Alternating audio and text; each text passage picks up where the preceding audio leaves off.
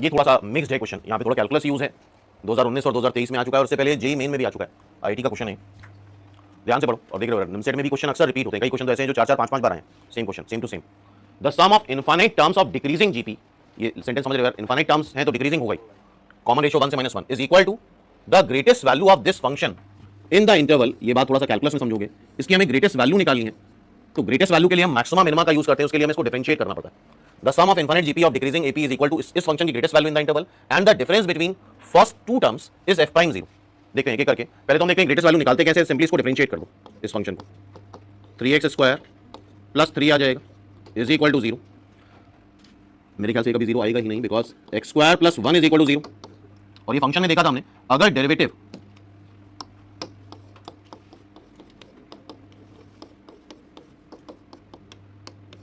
Always positive है तो function strictly increasing होता है। फंक्शन क्या होता है? Strictly increasing. और किस इंटरवल में देखना है?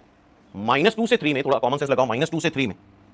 अगर कोई फंक्शन स्ट्रिक्टली इंक्रीजिंग है, -2 से 3 में बढ़ रहा है, तो उसकी लीस्ट वैल्यू आएगी -2 पे और ग्रेटेस्ट वैल्यू आएगी 3 पे। तो पहली बात क्या करी गई? पहली बात ये बोली गई कि इसकी हमें ग्रेटेस्ट वैल्यू निकालनी है, तो उसकी ग्रेटेस्ट वैल्यू कहां आ रही है? 3 पे। तो हम सीधे f3 निकाल लेते हैं,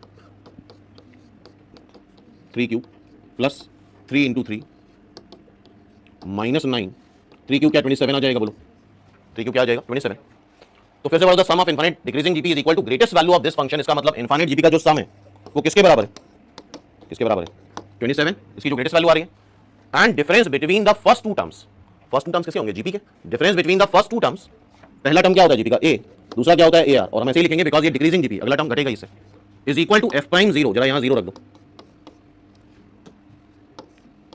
3 आ जाएगा इज इक्वल टू 3।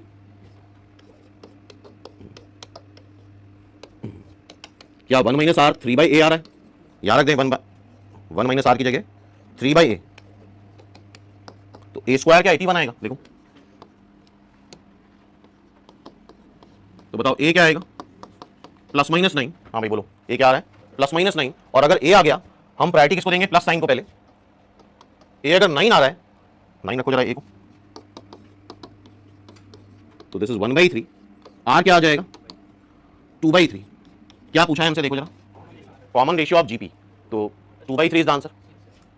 और -9 भी रख के देख सकते हो तुम लोग, -9 जब रख के देखना, यहाँ पे 1 - r, मेरे जो 1 से बड़ा आ जाएगा, -9 जब रखोगे तो ये -1/3 आ रहा है, तो r 4/3, जो कि पॉसिबल नहीं है इनफाइनाइट जीपी में, क्योंकि इनफाइनाइट जीपी में r क्या होना चाहिए? 1 से -1 के बीच में होना चाहिए। Hence its answer is C.